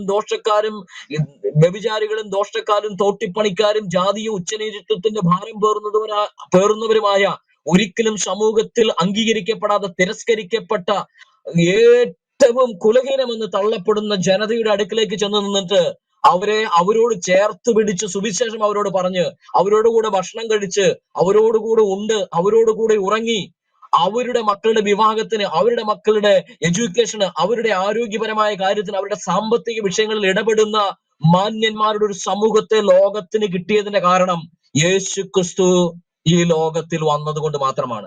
അത്തരം സ്വന്തമല്ലാത്ത, മറ്റുള്ളവർക്ക് വേണ്ടി, സ്വന്തക്കാരല്ലാത്തവർക്ക് വേണ്ടി ജീവിച്ചിട്ട് സുവിശേഷ വിരോധികൾ കൊല്ലുമെന്നറിഞ്ഞിട്ടും, വാളിന്റെ മുന്നിൽ നിൽക്കുമ്പോഴും, വെടിയുണ്ടയുടെ മുന്നിൽ നിൽക്കുമ്പോഴും, മരണം മുന്നിൽ കണ്ടുകൊണ്ട് ക്രിസ്തീയമായ പീഡനങ്ങൾ നടക്കുന്ന രാജ്യങ്ങളിൽ പോലും ഭയപ്പാടില്ലാതെ ജീവിക്കുന്ന മാന്യന്മാരെ ലോകത്തിന് ലഭിച്ചതിന്റെ ഒറ്റ കാരണം യേശു ക്രിസ്തു ഭൂമിയിൽ വന്നതുകൊണ്ടാണ്. യേശുക്രിസ്തു ഭൂമിയിൽ വന്ന ഒരു ഒറ്റ കാരണം കൊണ്ടാണ് ലോകമെമ്പാടും മറ്റുള്ളവർക്ക് വേണ്ടി എഡ്യൂക്കേഷൻ സിസ്റ്റം ഉണ്ടായത്. യേശുക്രിസ്തു ഭൂമിയിൽ വന്നതുകൊണ്ടാണ് മറ്റുള്ളവർക്ക് വേണ്ടി ഇവിടുത്തെ മെഡിക്കൽ കോളേജസ് ഉണ്ടായത്, ഇവിടുത്തെ ട്രീറ്റ്മെന്റ് രീതികൾ ഉണ്ടായത്. യേശുക്രിസ്തു ഭൂമിയിൽ വന്നതുകൊണ്ടാണ് ഇത് മുഴുവൻ ചെയ്യുവാൻ ക്രൈസ്തവ മിഷണറിമാർക്ക് തോന്നിയത്. അക്ഷരമില്ലാത്തവൻ അക്ഷരം പറഞ്ഞു കൊടുക്കുവാൻ, അവന്റെ ചുറ്റുമിരുന്ന് സമയം മെനക്കെടുവാൻ, ഏക അധ്യാപക വിദ്യാലയം തൊട്ട് യൂണിവേഴ്സിറ്റീസ് പോലും സ്ഥാപിച്ച് മറ്റുള്ളവർക്ക് വേണ്ടി ജീവിതം ഹോമിക്കുന്ന സമൂഹം എന്നുണ്ടെങ്കിൽ അത് ക്രൈസ്തവർ മാത്രമായതുകൊണ്ട് ഞങ്ങൾ ഉച്ചൈസ്തരം പറയും, യേശുക്രിസ്തു ഭൂമിയിൽ വന്നതുകൊണ്ട് മാത്രമാണ് മറ്റുള്ളവർക്ക് വേണ്ടി മരിക്കുവാൻ തയ്യാറുള്ള മാന്യരെ ലോകം കാണാൻ തുടങ്ങിയത്. അതുവരെ മറ്റുള്ളവരെ കൊല്ലുന്നവരെയാണ് കണ്ടത്, അടിച്ചമർത്തുന്നവരെയാണ് കണ്ടത്, ഭീഷണിപ്പെടുത്തുന്നവരെയാണ് കണ്ടത്, പിടിച്ചു പറിക്കുന്നവരെയാണ് കണ്ടത്, കീഴ്പ്പെടുത്തി വെക്കുന്നവരെയാണ് കണ്ടത്, ചെവിയിൽ ഉയ്യമുരുക്കി ഒഴിക്കുന്നവരെയാണ് കണ്ടിട്ടുള്ളൂ. അതുവരെ ചിലർക്ക് വേണ്ടി വിദ്യാഭ്യാസം കരുതി വെച്ച് മാറ്റിവെച്ച് ഇരുട്ടിന്റെ മറവിൽ പഠിപ്പിച്ചവരെ നമ്മൾ കണ്ടിട്ടുള്ളൂ. എല്ലാവരെയും ഒരുപോലെ കാണുന്ന ഒരു സമൂഹം, അവർക്ക് വേണ്ടി മരിക്കുവാൻ തയ്യാറുള്ള ഒരു ജനതയെ സൃഷ്ടിക്കുവാൻ യേശുവിന് കഴിഞ്ഞുവെങ്കിൽ യേശു വന്നതുകൊണ്ടാ. വന്നില്ലായിരുന്നു അത് സംഭവിക്കുമായിരുന്നില്ല. ഒൻപതാമത്തെ കാര്യം, അതിർവരമ്പുകളില്ലാത്ത ഒരു രാജ്യസങ്കല്പം ലോകത്തിന് ഒരു കാലത്തും കിട്ടുമായിരുന്നില്ല. ഇന്ന് നമ്മൾ സോഷ്യൽ മീഡിയ ഉപയോഗിക്കുമ്പോൾ നമ്മൾ പറയുകയാണ് ലോകം എന്തായി തീർന്നു, ഒരു മുഷ്ടിയിലേക്ക് വന്നു, ഒരു കൈക്കുള്ളിലേക്ക് വന്നു. ലോകം ഒരു സിംഗിൾ ഗ്രാമമായി മാറി. ലോകം എന്ന് പറയുന്നത് പല ജനതകളായിട്ട് ചിന്തിക്കുവാൻ കഴിയാത്തതായി തീർന്നു. ലോകം എന്ന് പറയുന്ന ഒരു സെപ്പറേറ്റ് എക്കണോമിയായി ചിന്തിക്കാൻ കഴിയാത്തതായിട്ട് വന്നു. ലോകത്തിന്റെ വാർത്താ മാധ്യമ സിസ്റ്റം എന്ന് പറയുന്നത് അറിവുകളുടെ കാര്യത്തിൽ ലോകത്തെ, ഒരു സമൂഹത്തെ മറ്റൊന്നിൽ നിന്ന് മാറ്റി നിർത്തുവാൻ കഴിയാത്തൊരു സ്ഥിതിവിശേഷത്തിലേക്ക് നമ്മൾ വന്നു എന്നൊക്കെ നമ്മൾ പറയുമ്പോൾ ഈ ഭൂമിയുടെ ഭൂപരപ്പിലുള്ള എല്ലാ ജനതയെയും, എല്ലാ രാജ്യങ്ങളെയും, എല്ലാ സമൂഹത്തെയും ഒരുമിച്ച് കൂട്ടിക്കൊണ്ട് അതിർവരമ്പുകൾ ഇല്ലാത്ത ഒരു രാജ്യസങ്കല്പം ലോകത്തിൽ ആദ്യമായിട്ട് മുന്നോട്ട് വെച്ചത് കർത്താവായ യേശുക്രിസ്തുവാണ്. അതാണ് യേശുക്രിസ്തു പഠിപ്പിച്ച സ്വർഗരാജ്യം നിങ്ങളുടെ ഇടയിൽ തന്നെ ഉണ്ടല്ലോ എന്ന് പറഞ്ഞ കാര്യം. അതാണ് യേശുക്രിസ്തു പഠിപ്പിച്ച ദൈവീക രാജ്യം എന്ന് പറയുന്നത്. വരാനിരിക്കുന്ന രാജ്യവും അത് തന്നെയാണ്. ഇപ്പോൾ ഭൂമിയിലുള്ള അദൃശ്യമായ ദൈവരാജ്യവും അത് തന്നെയാണ്. അപ്പം ഇന്ന് ലോകമെമ്പാടും പല രാജ്യങ്ങളായി വിഭജിച്ച് നിൽക്കുമ്പോഴും ക്രൈസ്തവർ ഓരോ രാജ്യങ്ങളിൽ ഇരിക്കുമ്പോഴും അവരെല്ലാം ദൈവരാജ്യം എന്ന ഏക സങ്കല്പത്തിനുള്ളിലാണ്. ആ സങ്കല്പത്തിന് ഈ അതിർവരമ്പുകൾക്കുള്ളിലും പോസിബിൾ ആണ്. അതിർവരമ്പുകൾ ഇല്ലാത്ത ഇന്ന് കാണുന്ന മോഡേൺ രാജ്യം ഈ 2000 വർഷത്തിന് ഇപ്പുറമാണത് ചിന്തിച്ചു തുടങ്ങുന്നതെങ്കിൽ എത്രയോ മുൻപ് തന്നെ യേശു അത് പഠിപ്പിച്ചു കഴിഞ്ഞു. ആ ഒരു രാജ്യ ചിന്താഗതി, ആ ഒരു ഏക ജനതാ ചിന്താഗതി, ഏക സമൂഹ വ്യവസ്ഥിതി, ഏക നിയമ വ്യവസ്ഥിതി, ഏക ആചാര മര്യാദ വ്യവസ്ഥിതി, അത് ആരെയും വിഷമിപ്പിക്കാതെ, ആർക്കും ദോഷം ചെയ്യാതെ, ആരെയും അടിച്ചമർത്താതെ, ആരുടെയും മേകളിലേക്ക് നിയമം കൊണ്ട് കടന്നുകയറ്റം നടത്താതെ ഏക രാജ്യ വ്യവസ്ഥിതി പോസിബിൾ ആണെന്ന് പഠിപ്പിച്ച ഒരേ ഒരുവൻ യേശുക്രിസ്തു ആയതുകൊണ്ട് ഞങ്ങൾ പറയും, യേശു വന്നില്ലായിരുന്നുവെങ്കിൽ ധാർമ്മികമായ ഒരു ഏകരാജ്യ വ്യവസ്ഥിതിയെ കുറിച്ച് ചിന്തിക്കാൻ പോലും നമുക്ക് കഴിയുമായിരുന്നില്ല. അടുത്തത് 9-ാമതായിട്ട് 100% ധാർമ്മികനായ ഒരു നേതാവിനെ മാതൃകയായി കാണിക്കുവാൻ നമുക്ക് കിട്ടുമായിരുന്നില്ല. ലോകത്തിൽ എത്രയോ മത നേതാക്കന്മാർ, സാംസ്കാരിക നേതാക്കന്മാർ, രാഷ്ട്രീയ നേതാക്കന്മാർ, എത്രയോ മഹാന്മാർ വന്നുപോയി. അവരെ ആരെയും ചൂണ്ടിക്കാണിച്ചിട്ട് പറയുവാൻ കഴിയുമോ ഇദ്ദേഹം 100% ഞങ്ങൾക്ക് മാതൃകയാണെന്ന്? വാക്കിലും പ്രവൃത്തിയിലും ചിന്തയിലും നടപ്പിലും എടുപ്പിലും വ്യവസ്ഥിതിയിലും 100% മാതൃകയായിട്ടുള്ള ഒരു നേതാവിനെ ചൂണ്ടിക്കാണിക്കൂ എന്ന് നമ്മളെ ചലഞ്ച് ചെയ്തിരുന്നുവെങ്കിൽ ചൂണ്ടിക്കാണിക്കാൻ ലോകത്തിന് ഇല്ലാതെ പോകുമായിരുന്നു യേശുക്രിസ്തു ജനിച്ചില്ലായിരുന്നുവെങ്കിൽ. അതുകൊണ്ട് ഞങ്ങൾ പറയുന്നു, യേശുക്രിസ്തു ജനിച്ചത് കൊണ്ട് മാത്രം 100% ക്ലിയർ ആയിട്ടുള്ള മാതൃകയായിട്ടുള്ള പുരുഷൻ ദേ ഇവിടെ നിൽക്കുന്നു, അവനാണ് യേശുക്രിസ്തു എന്ന് പറയുവാൻ യേശുക്രിസ്തുവിനെ യഥാവിധി പഠിച്ചിട്ടുള്ള, ഗ്രഹിച്ചിട്ടുള്ള, അന്വേഷിച്ചിട്ടുള്ള, യേശുക്രിസ്തുവിനെ കുറിച്ച് വാസ്തവത്തിൽ വായിച്ചു മനസ്സിലാക്കിയിട്ടുള്ള, ജീവിതത്തിൽ യേശുവിനെ ഹൃദയത്തിൽ സ്വീകരിച്ച ആർക്കും ഈ കാര്യം ബോധ്യപ്പെടും. അത് യേശുവിനെ കുറിച്ച് അന്വേഷിക്കേണ്ടത് പോലെ അന്വേഷിക്കാത്തവർക്ക് മാത്രമേ യേശു മാതൃകാ പുരുഷനാകാതിരിക്കുന്നുള്ളൂ. അതുകൊണ്ടാണ് ഞങ്ങൾ എല്ലായ്പ്പോഴും പറയുന്നത്, നിങ്ങൾക്ക് യേശുവിനെ കുറിച്ച് എന്ത് ദോഷമാണ് കൃത്യമായ തെളിവുകളോടുകൂടി നിരത്തുവാനുള്ളത്? ഇന്ന് വരെ ലോകത്തിന് അത് സാധിച്ചിട്ടില്ല. കേരളത്തിലും പണ്ടൊരു നാടകം ഇറങ്ങിയല്ലോ, നിങ്ങൾ ഓർക്കുന്നുണ്ടായിരിക്കും, യേശുക്രിസ്തുവിന്റെ 5 മുറിവുകൾ എന്നും പറഞ്ഞ്. ആ നാടകം, ആന്റണിയുടെ നാടകം ഹൈക്കോടതി നിരോധിച്ചപ്പോൾ ആറാം തിരുമുറിവ് എന്ന നാടകം കേരള ഹൈക്കോടതി നിരോധിക്കുമ്പോൾ അവിടെ ആ നിരോധനത്തിന്റെ കുറിപ്പിൽ എഴുതി ചേർത്ത എന്താണ്? പിലാത്തോസിന്റെയും അക്കാലത്തെ റോമൻ കോടതിയുടെയും അക്കാലത്തെ മതകോടതിയുടെയും മുൻപാകെ വിസ്തരിക്കപ്പെട്ടിട്ടും അന്ന് അവർക്ക് കണ്ടെത്തുവാൻ കഴിയാത്ത ഒരു ആരോപണം ഏതായിരുന്നു അറിയാമോ? മഗ്ദലക്കാരത്തി മറിയയെ സംബന്ധിച്ച് തന്നെ. അത്തരം ഒരു ആരോപണം ഉന്നയിക്കുവാൻ അവർ പറഞ്ഞ സാക്ഷ്യങ്ങളൊന്നും ഒത്തുവന്നില്ല. അവിടെ ഒരു സാക്ഷിയും ഉണ്ടായിരുന്നില്ല. മഗ്ദല മറിയത്തെ സംബന്ധിച്ചോ മറ്റൊരു സ്ത്രീയെ സംബന്ധിച്ചോ യേശു മോശമായി ഇടപെട്ടു എന്നുള്ളതിന് യാതൊരു വിധത്തിലുമുള്ള തെളിവ് അന്നത്തെ കോടതിയിൽ ഹാജരാക്കുവാൻ അന്നത്തെ വാദികൾക്ക് കഴിഞ്ഞില്ല എന്നുണ്ടെങ്കിൽ, പ്രതിസ്ഥാനത്ത് നിന്ന് യേശു കുറ്റാരോപിതനല്ലാതാണ് ക്രൂശിക്കപ്പെട്ട എന്നുള്ള കാരണം കൊണ്ട് ഈ കാലഘട്ടത്തിലെ കേരള ഹൈക്കോർട്ടിന് ഈ നാടകം അനുവദിക്കാൻ തരമില്ല എന്ന് പറഞ്ഞാണ് ആ നാടകം റദ്ദ് ചെയ്തത്. അതുകൊണ്ട് നിസുവിനോടൊരു വാക്ക് ഞാൻ ചേർത്ത് പറയുകയാണ്. നിസു, അന്നത്തെ കോടതിക്ക് കണ്ടെത്താൻ പറ്റാത്ത എന്ത് വൃത്തികേട് നീ പറഞ്ഞാലും അത് യേശു ചെയ്തതുമല്ല. യേശുവിന്റെ പേരിൽ ആരും നിന്നെ പോലുള്ള നുണ പറയാനേ പറ്റത്തുള്ളൂ. അതുകൊണ്ട് ഞങ്ങൾ ഇവിടെ ഉച്ചസ്ഥിരം പറയും, യേശു ഭൂമിയിൽ വന്നില്ലായിരുന്നുവെങ്കിൽ 100% മാതൃകയുള്ള ഒരുവനെ ലോക ചരിത്രത്തിൽ ചൂണ്ടിക്കാണിക്കുവാൻ നമുക്ക് ഉണ്ടാകുമായിരുന്നില്ല. മഷിയിട്ട് നോക്കി കിട്ടുമായിരുന്നില്ല. 10-ാമതായിട്ട് ഞാൻ പറയാൻ ആഗ്രഹിക്കുന്ന കാര്യം, എല്ലാം പ്രതികൂലമാകുമ്പോഴും പരാതിയും പരിഭവവും ഭീഷണിയും പറയാതെ സമാധാനത്തിൽ ജീവിക്കാൻ കഴിയുമെന്ന് ലോകത്തിന് കാണിച്ചു കൊടുക്കാൻ ആരെയും കിട്ടുമായിരുന്നില്ല.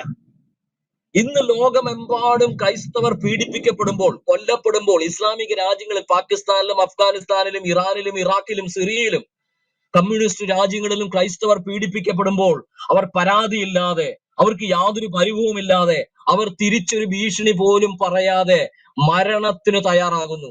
എത്രയോ ക്രൈസ്തവ പെൺകുട്ടികളെയാണ് പാകിസ്ഥാനിൽ പിടിച്ചുകൊണ്ടു പോകുന്നത്. എത്രയോ പേരെയാണ് അകാരണമായി ജയിലിലിട്ടിരിക്കുന്നത്. ഞങ്ങളുടെ പ്രാർത്ഥനാ ലിസ്റ്റിൽ തന്നെ ഉണ്ട് എത്ര കുടുംബങ്ങളാണ് പാകിസ്ഥാനിൽ വർഷങ്ങളായി ജയിലിൽ കിടക്കുന്നത്. അവർക്കെതിരെ ഒരു അവരുടെ കിടക്കുന്നതിന്റെ നിയമം പോലും അവർ മുന്നോട്ട് കൊണ്ടുപോകുന്നില്ല, വെറുതെ ജയിലിലിട്ടിരിക്കുകയാണ്. ഇങ്ങനെ ജയിലിൽ കിടന്നിട്ടും അവരെ സംബന്ധിച്ച് അവർക്ക് പരാതിയും പരിഭവവും ഭീഷണിയും പറയുവാനില്ല.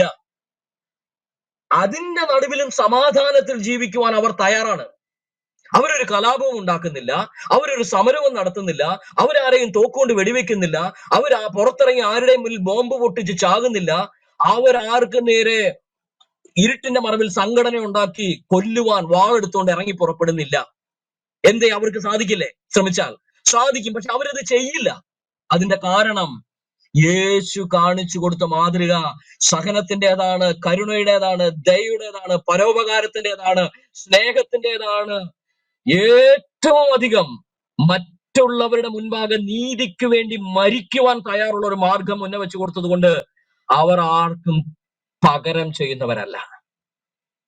ഇങ്ങനെ ജീവിക്കാൻ കഴിയുമെന്ന് ലോകത്തോട് പിലാത്തോസിന്റെ കൽത്തളം മുതൽ ഗോൽഗോത്ത മലയുടെ മുകളിൽ മരണം വരിക്കുമ്പോൾ വരെ യേശു മാതൃകയായി കാണിച്ചു കൊടുത്തത് കൊണ്ട് ആ മാതൃക പിന്തുടരുന്ന ഒരു ജനത ലോകത്തിൽ ഉണ്ടായെങ്കിൽ അതിന് കാരണം യേശു ജനിച്ചു എന്നുള്ളത് കൊണ്ടാണ്. നിങ്ങൾ തിരിച്ചൊന്ന് ചിന്തിച്ചു നോക്കുക.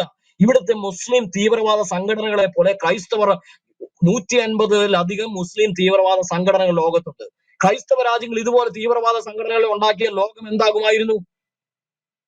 ഇതുപോലെ ഹൈന്ദവരെല്ലാം കൂടെ കൂടിക്കൊണ്ട് ഇതുപോലെ ഇഷ്ടം പോലെ തീവ്രവാദ സംഘടനകളെ ഉണ്ടാക്കിക്കൊണ്ട് ലോകത്തിലേക്ക് ഇറങ്ങിയാൽ എന്താകുമായിരുന്നു? അവിടെയാണ് നമ്മൾ മനസ്സിലാക്കേണ്ടത്, ലോകത്തിലെ ജനസംഖ്യയില് ഏറ്റവും കൂടുതൽ ജനസംഖ്യയെ പ്രതിനിധാനം ചെയ്യുന്ന ഒരു സമൂഹം സഹനത്തിന്റെ മാർഗത്തിൽ മുന്നോട്ട് പോകുന്നുവെങ്കിൽ, ഭീഷണി ഉപയോഗിക്കാതെ പോകുന്നുവെങ്കിൽ, അവരെല്ലാം പൊറുക്കുവാൻ, സഹിക്കുവാൻ, മരിക്കുവാൻ തയ്യാറാകുന്നുവെങ്കിൽ അതിനൊരൊറ്റ കാരണമേ ഉള്ളൂ, യേശു വന്ന് ഭൂമിയിൽ ജനിച്ച് ജീവിച്ച് അവർക്ക് മാതൃക കാണിച്ചു കൊടുത്തു എന്നുള്ളതാണ്. പത്താമത്തെ കാര്യം, 11ാമത്തെ കാര്യം, ഒരുവന്റെ ഗ്രേറ്റ്നെസ് എന്ന് പറയുന്നത് ക്രൂരതയും മസിൽ പവറും അല്ല എന്ന് ലോകത്തിന് ഒരു കാലത്തും മനസ്സിലാക്കുവാൻ കഴിയുമായിരുന്നില്ല യേശു ഭൂമിയിൽ വന്നില്ലായിരുന്നുവെങ്കിൽ. അതുവരെ ലോകം ചിന്തിച്ചത് എന്താണ്? എന്തിനു പറയുന്നു? 7-ാം നൂറ്റാണ്ടിൽ വരെ ലോകം ചിന്തിച്ച എന്താണ്? 17-ാം നൂറ്റാണ്ട് വരെ ലോകം ചിന്തിച്ച എന്താണ്? യുദ്ധം ചെയ്ത് കീഴ്പ്പെടുത്തുന്നവർ, ഇല്ലേ, ഓരോ ഭൂപ്രദേശവും പിടിച്ചടക്കുന്നവർ. 18-ാം നൂറ്റാണ്ട് വരെ, കോളനൈസേഷൻ കാലഘട്ടം വരെ എന്താണ് ചിന്തിച്ചിരുന്നത് ലോകം? ലോകം മുഴുവൻ ചിന്തിച്ചതാണ് കീഴ്പ്പെടുത്തുക, കീഴ്പ്പെടുത്തുക, കീഴ്പ്പെടുത്തുക. ആയുധങ്ങളും മസിൽ പവറും ഉപയോഗിച്ച് ലോകത്തെ കീഴ്പ്പെടുത്തുന്നവരാണ് ഗ്രേറ്റ് കിങ്സ്. അവരാണ് വലിയ വലിയ സാമ്രാജ്യങ്ങളിലെ നേതാക്കന്മാർ, അവരാണ് വലിയ വലിയ മതസ്ഥാപകന്മാർ, അവരാണ് വലിയ ആദരിക്കപ്പെടേണ്ടുന്ന പുരുഷന്മാരെന്നാണ് ലോകം ചിന്തിച്ചത്. എന്നാൽ 2000 വർഷം മുൻപ് യേശു പഠിപ്പിച്ചു, ഒരു മനുഷ്യന്റെ ഗ്രേറ്റ്നെസ് എന്ന് പറയുന്നത് അവന്റെ ക്രൂരതയിലോ അവന്റെ മസിൽ പവറിലോ അവന്റെ സൈനിക ബലത്തിലോ അല്ല, അത് അവന്റെ ആന്തരികമായ പവറിലാണ് ഇരിക്കുന്നത്. അത് അവന്റെ ജീവിത വിശുദ്ധിയിലാണ് ഇരിക്കുന്നത്, അതവന്റെ മാന്യതയിലാണ് ഇരിക്കുന്നത്, അതവന് ദൈവവുമായിട്ടുള്ള ബന്ധത്തിൽ നിന്നുണ്ടാകുന്നതാണ്. അത് അവനിൽ അന്തർലീനമായിരിക്കുന്ന സ്വഭാവ സവിശേഷതകളുടെ ദൈവിക പരിപൂർണതയിലാണ് ഒരുത്തന്റെ ഗ്രേറ്റ്നെസ് ഇരിക്കുന്നതെന്ന് ലോകത്തെ പഠിപ്പിച്ച ഗുരുനാഥനാണ് യേശു. അതിൽ ക്രൈസ്തവ രാജ്യങ്ങളുടെ നേതാക്കന്മാർക്ക് തെറ്റുപറ്റിയിട്ടുണ്ടായിരിക്കാം, എന്നാൽ യേശു പഠിപ്പിച്ചത് ഇതാണ്. അതുകൊണ്ട് ഞങ്ങൾ പറയും, യേശു പഠിപ്പിച്ച ഇതായതുകൊണ്ട് യേശു വന്നില്ലായിരുന്നുവെങ്കിൽ ഇന്ന് ഗ്രേറ്റ് പീപ്പിൾ ആരെന്ന് ചോദിക്കുമ്പോൾ നമ്മൾ ഈ പറയുന്ന മുഹമ്മദിനെയും അലക്സാണ്ടറെയും ഒക്കെ നമ്മൾ ആദ്യം തന്നെ പോയി ചൂണ്ടിക്കാണിക്കുമായിരുന്നു. അലക്സാണ്ടർ ദ ഗ്രേറ്റ് എന്നൊക്കെ നമ്മൾ പറയുമ്പോൾ എന്താ അവിടെ ഉദ്ദേശിക്കുന്നത്? വലിയൊരു ചക്രവർത്തി. വാസ്തവത്തിൽ അതാണോ? അതുകൊണ്ടാണ് നെപ്പോളിയൻ പറഞ്ഞത് ഞാനൊക്കെ എന്താ ചെയ്തത്? അലക്സാണ്ടറും ഞാനും ഒക്കെ വാളുകളെ കൊണ്ടാണ് രാജ്യങ്ങളെ വെട്ടിപ്പിടിച്ചത്. എന്നാൽ യേശുവേ, നീ യുദ്ധം ചെയ്യാതെ, വാളെടുക്കാതെ നീ സാമ്രാജ്യങ്ങളെ കീഴ്പ്പെടുത്തി. നീയാണ് സാക്ഷാൽ ജയിച്ചവൻ. Thou art only victorious. നീ മാത്രമാണ് ജയിച്ചവൻ. ഇതാണ് എപ്പോഴും പറഞ്ഞത്. വാസ്തവത്തിൽ ഒരുത്തന്റെ ഗ്രേറ്റ്നെസ് എന്ന് പറയുന്നത് ആയുധം എടുക്കാതെ ഒരുവനെ സ്നേഹം കൊണ്ട് പരാജയപ്പെടുത്തുകയും തന്റെ സാമ്രാജ്യത്തിന്റെ അംഗമാക്കി തീർക്കുകയും ചെയ്യുന്നവനാണ് യഥാർത്ഥ കിങ്. അവൻ വെറും കിങ് അല്ല, കിങ് ഓഫ് കിങ്സ് ആണ് അവൻ. അവൻ രാജാക്കന്മാരുടെ രാജാവാണ്, ചക്രവർത്തിമാരുടെ ചക്രവർത്തിയാണ്, പ്രഭുക്കന്മാരുടെ പ്രഭുവാണ്. അവൻ രാജാതി രാജാവാണ്. ഇവനല്ലാതെ ഒരു ഗ്രേറ്റ് മെമ്പറും ഒരു പാർലമെന്റിലുമില്ല. ഇവനല്ലാതെ ഒരു ഗ്രേറ്റ് കിങ്ങുമില്ല. ഇവനല്ലാതെ ഒരുവനെയും ഗ്രേറ്റസ്റ്റ് ഓഫ് ദ ഗ്രേറ്റസ്റ്റ് എന്ന് വിളിക്കുവാൻ സാധിക്കുകയില്ല. അതുകൊണ്ട് ഞങ്ങൾ പറയും, ഇങ്ങനെ ഒരു ഗ്രേറ്റ് ആയിട്ടുള്ളവനെ കണ്ടെത്തുവാൻ നമുക്ക് ഒരു കാലത്തും കഴിയാതെ പോകും. നമ്മൾ ഈ മസിൽ പവറിന്റെയും ആയുധബലത്തിന്റെയും ഒക്കെ അടിസ്ഥാനത്തിൽ നമ്മൾ ഗ്രേറ്റ് ആയിട്ടുള്ള പേഴ്സൺസിനെ നമ്മൾ തിരിച്ചറിഞ്ഞു പോയി, അങ്ങനെ ചിന്തിച്ചു പോയനെ. ആ തെറ്റായ ചിന്തയിൽ നിന്ന് നമ്മളെ വേർതിരിച്ചത് യേശു ഭൂമിയിൽ ജനിച്ചത് കൊണ്ടാണ്. 12-ാമത്തത്, എത്ര നിസ്സാരന്മാരെയും ലോകത്തെ കീഴ്മേൽ മറിക്കുന്നവരാക്കി മാറ്റുവാൻ ദൈവത്തിന് സാധിക്കുമെന്ന് ലോകത്തിന് മനസ്സിലാക്കുവാൻ കഴിയാതെ പോകുമായിരുന്നു യേശു ഭൂമിയിൽ ജനിച്ചില്ലായിരുന്നുവെങ്കിൽ. ഞാൻ പറയുന്നത് നിങ്ങൾ മനസ്സിലാക്കണം. യേശു തന്റെ ശിഷ്യന്മാരെ തിരഞ്ഞെടുക്കുമ്പോൾ യഹൂദ മതത്തിന്റെ നേതൃത്വത്തെ തിരഞ്ഞെടുത്തില്ല, പരീശന്മാരെ തിരഞ്ഞെടുത്തില്ല, അന്നത്തെ വചന പണ്ഡിതന്മാരായ ശാസ്ത്രിമാരെ തിരഞ്ഞെടുത്തില്ല. എന്തിനു പറയുന്നു, രാജകുടുംബത്തിൽ നിന്നുള്ളവരെ തിരഞ്ഞെടുത്തില്ല. യേശു നേരെ പോയത് ഗലീല കടലിന്റെ തീരത്തേക്കാണ്. മുക്കുവന്മാരെ, സാധാരണക്കാരെ, വെറും സാമാന്യ വിദ്യാഭ്യാസമുള്ളവരെ തിരഞ്ഞെടുത്തുകൊണ്ട് അവർക്ക് ട്രെയിനിങ് കൊടുത്തു 3.5 വർഷക്കാലം. ആ ട്രെയിനിങ്ങിന് ശേഷം യേശു അവരെ ലോകത്തിലേക്ക് അയക്കുമ്പോൾ അവരോട് പറഞ്ഞത്, ഞാൻ നിങ്ങളെ അയക്കുന്നത് ചെന്നായ്ക്കളുടെ ഇടയിൽ കുഞ്ഞാടുകളെ പോലെയാണ്. യേശു അവരോട് പറഞ്ഞു, നിങ്ങൾ വാളും വേണ്ട, നിങ്ങൾക്ക് പൊക്കണവും വേണ്ട, നിങ്ങൾക്ക് ഒന്നും വേണ്ട, നിങ്ങൾ എന്നെ കുറിച്ച് പ്രസംഗിച്ചാൽ മതി എന്ന് പറഞ്ഞു. അവർ പ്രസംഗിച്ച സ്ഥലങ്ങളിൽ രാജാക്കന്മാർ കീഴ്പ്പെട്ടു, മത നേതാക്കന്മാർ കീഴ്പ്പെട്ടു, മന്ത്രവാദികൾ കീഴ്പ്പെട്ടു, സമൂഹം ഒന്നടങ്കം ക്രിസ്ത്യാനിറ്റിക്ക് കീഴ്പ്പെട്ടു. യേശുവിന്റെ മുൻപിൽ അവർ മുട്ടുമടക്കി. വാളെടുക്കാതെ കണ്ട് വെറും സാധാരണക്കാരെ കൊണ്ട് ലോകത്തെ മുഴുവൻ കീഴ്മേൽ മറിക്കുകയും അവസാനം ഇവരുടെ പ്രവൃത്തി കണ്ട സമൂഹം പറഞ്ഞു, ലോകത്തെ കീഴ്മേൽ മറിക്കുന്നവർ അർത്തിമസ് മഹാദേവിയുടെ അന്നത്തെ ജാതീയമായ വലിയ വലിയ ക്ഷേത്ര വിശ്വാസങ്ങളെ തന്നെ പരിപൂർണമായും കീഴ്പ്പെടുത്തുന്നത് കണ്ടപ്പോൾ അവർ പറഞ്ഞു, അവർ ഇവിടെയും എത്തി, അവർ എല്ലായിടത്തും എത്തുന്നു. ഇന്നും ഇവിടുത്തെ ഹിന്ദുക്കളും പറയുന്നു, ഇവർ ഇവിടെയും എത്തി, ഇവിടെയും അവർ കീഴ്പ്പെടുത്തും. മുസ്ലിങ്ങൾ പറയുന്നു, അവർ ഇവിടെയും എത്തി, ഇവിടെയും കീഴ്പ്പെടുത്തും. കമ്മ്യൂണിസ്റ്റുകൾ പറയുന്നു, അവർ ചൈനയിലും എത്തി, ഇവിടെയും അവർ കീഴ്പ്പെടുത്തും. ഈ കീഴ്പ്പെടുത്തൽ എല്ലാ കാലത്തും ക്രിസ്ത്യാനികൾ ചെയ്യുന്നുവെങ്കിൽ അത് ചെയ്യുന്നത് സാമ്രാജ്യത്വങ്ങളുടെ കാശുകൊണ്ടോ മണി പവർ കൊണ്ടോ വാളുകൊണ്ടോ വർഗീയമായ ശക്തി കൊണ്ടോ ഏതെങ്കിലും വിധത്തിലുള്ള പിന്നാമ്പുറ കളികൾ കൊണ്ടുമല്ല. കോട്ടകളെ ഇടിക്കുവാൻ ശക്തിയുള്ള പോരിന്റെ ആയുധങ്ങൾ ഞങ്ങൾക്കുണ്ട്. അത് ഞങ്ങളുടെ പ്രാർത്ഥനയാണ്, അത് ഞങ്ങളുടെ വിശ്വാസമാണ്, അത് ഞങ്ങൾക്ക് ക്രിസ്തുവിനുള്ള സ്നേഹമാണ്. അതിനെ തകർത്തെറിയുവാൻ, അതിനെ പിടിച്ചു വെക്കുവാൻ കഴിയുന്ന ഒരു ശക്തിയും ലോകത്തിൽ ഇല്ലാത്തത് കൊണ്ട് 10ാം ക്ലാസ് പാസ്സാകാത്ത അനിൽകുമാർ അയ്യപ്പന്റെ മുന്നിൽ പോലും മുട്ടുകുത്തി മുട്ടയിൽ ഇഴയുന്ന അവസ്ഥ ഇസ്ലാമിക ദാവാക്കാർക്ക് വന്നെങ്കിൽ അതിന്റെ കാരണം ഇതാണ്. യേശു ജനിച്ച് ജീവിച്ചത് കൊണ്ട് എത്ര നിസ്സാരനെയും പവറുള്ളവനാക്കുമെന്ന് ലോകം മനസ്സിലാക്കി. ഞങ്ങൾ നിങ്ങളുടെ മുൻപാകെ ജയിക്കുന്നുവെങ്കിൽ, ഒരു ആർഗ്യുമെന്റിൽ ജയിക്കുന്നുവെങ്കിൽ, ഒരു വാദത്തിൽ ജയിക്കുന്നുവെങ്കിൽ, നിങ്ങളെ നിഷ്പ്രഭരാക്കുന്നുവെങ്കിൽ അതിന് കാരണം യേശു ക്രിസ്തുവും അവൻ ഞങ്ങൾക്ക് നൽകിയ തിരുവെഴുത്തുമാണ്. ഇതിന്റെ പവറാണ്. പരിശുദ്ധാത്മാവ് ഞങ്ങളിൽ വ്യാപരിക്കുന്നതുകൊണ്ട് അത് സാധിക്കുന്നതാണ്. അതുകൊണ്ട് ഇതിനെ ജയിക്കുവാൻ ഇഹത്തിൽ ഒരു ശക്തിക്കും സാധ്യമല്ല. അത് ഈ മൺപാത്രങ്ങളിൽ, ഞങ്ങളെ പോലുള്ള മൺപാത്രങ്ങളിൽ ദൈവിക ശക്തി നിറച്ചിട്ട് ഇത് ചെയ്യുവാൻ ദൈവത്തിന് സാധിക്കുമെന്ന് ലോകം മനസ്സിലാക്കിയത് ക്രിസ്തു ഭൂമിയിൽ വന്നതുകൊണ്ടാണ്. അല്ലാതെ ഞങ്ങളൊക്കെ എന്തുള്ളൂ. അതുകൊണ്ട് മരിക്കുന്നതിന് മുമ്പ് DL മൂഡി പറഞ്ഞു, ദൈവത്തിന് വേണ്ടി സമ്പൂർണമായി സമർപ്പിക്കുന്ന ഒരു മനുഷ്യനെ കൊണ്ട് ദൈവത്തിന് എന്തു ചെയ്യുവാൻ കഴിയുമെന്ന് ലോകം ഇനിയും കാണുവാനിരിക്കുന്നതേ ഉള്ളൂ. 13-ാമതായിട്ട്, യേശു ജനിച്ചില്ലായിരുന്നുവെങ്കിൽ മരണത്തിൽ നിന്ന് ഉയർത്തെഴുന്നേൽപ്പ് സാധിക്കുമെന്ന വിഷയം ലോകത്തിൽ ഇതുപോലെ ചർച്ച ചെയ്യപ്പെടുമായിരുന്നില്ല. കാരണം ലോകത്തിൽ വന്ന് ജീവിച്ച എല്ലാ മഹാന്മാരും മരിച്ചു, എല്ലാവരും മരിക്കും, മരിച്ച് മണ്ണടിയാകും, ദഹിച്ച് ചാമ്പലാകും. അസ്ഥി പോലും കിട്ടില്ല, മുടി പോലും കാണാനാകുമെന്ന് പറഞ്ഞ് എല്ലാവരും മരിക്കുന്ന വഴിയിൽ എല്ലാവരും സഞ്ചരിക്കുന്നു എന്ന് പറഞ്ഞ് ലോകം അങ്ങനെ പോയേനെ. പക്ഷെ യേശു ഭൂമിയിൽ വന്നതുകൊണ്ട് മരിച്ചവർക്ക് ഉയർത്തെഴുന്നേൽക്കുവാൻ കഴിയും. യേശു മരിച്ചിട്ട് ഉയർത്തെഴുന്നേറ്റു എന്ന സുവിശേഷ സന്ദേശം ലോക മനസ്സാക്ഷിയുടെ മുൻപാകെ, ലോകത്തിലെ മഹാരഥന്മാരുടെ മുൻപാകെ, ചിന്താശേഷിയുള്ള ഏവന്റെയും ചിന്താമുകുളത്തെ നുള്ളിപ്പറിക്കുന്നു. യേശു ഉയർത്തെഴുന്നേറ്റോ? How it is possible? ഇതെങ്ങനെ സാധിക്കും? ഇത് മണ്ടത്തരമല്ലേ? ഇതിൽ യാഥാർത്ഥ്യമുണ്ടോ? അങ്ങനെ അന്വേഷകരെ ഉണ്ടാക്കുന്നത്, ഈ വിഷയത്തിൽ ചർച്ചയ്ക്ക് ആളുകളെ കൊണ്ടുവരുന്നത് യേശു ഉയർത്തെഴുന്നേറ്റു എന്ന ഒറ്റ കാരണമാണ്. അതുകൊണ്ട് ഞങ്ങൾ പറയും, ഉയർത്തെഴുന്നേൽപ്പ് എന്നുള്ള വിഷയം ലോകത്തിന്റെ ദൃഷ്ടിയിൽ ചർച്ചാ വിഷയമാക്കിയ ശരീരത്തോടുകൂടെ ഉയർത്തെഴുന്നേൽപ്പ്, അല്ലാതെ അതിനു മുമ്പുള്ള മതങ്ങളിലും ശരീരം കൂടാതെ അന്തിനായ വിധിക്കുള്ള ഉയർത്തെഴുന്നേൽപ്പിനെ കുറിച്ചൊക്കെ പല മതങ്ങളിലുമുണ്ട്. എന്നാൽ ശരീരത്തോടുകൂടി ഉയർത്തെഴുന്നേറ്റ് ഇതേ ഭൂമിയിൽ ഈ മനുഷ്യർക്ക് ജീവിക്കുവാൻ അനുവദിക്കുമെന്നുള്ള ചർച്ച, അത് ലോകത്തിന്റെ മുൻപിൽ വെച്ചത് യേശു ഭൂമിയിൽ ജനിച്ചത് കൊണ്ടാണ്. 3 ദിവസം മരിച്ച് 3 ദിവസം കഴിഞ്ഞിട്ട് ശവം അടക്കാതെ കിടന്ന ചീഞ്ഞ ശവം മറിച്ചിട്ടടക്കേണ്ടുന്ന ഗതികേട് യേശു ക്രിസ്തുവിന് ഉണ്ടായില്ല. അതിന്റെ കാരണം അവൻ തിരുവെഴുത്തുകളിൻ പ്രകാരം ജനിക്കുകയും തിരുവെഴുത്തുകളിൻ പ്രകാരം ജീവിക്കുകയും തിരുവെഴുത്തുകളിൻ പ്രകാരം 3-ാം നാൾ ഉയർത്തെഴുന്നേൽക്കുകയും ചെയ്തു. അത് പോസിബിൾ ആണെന്ന് ദൈവം ലോകത്തോട് പറഞ്ഞു.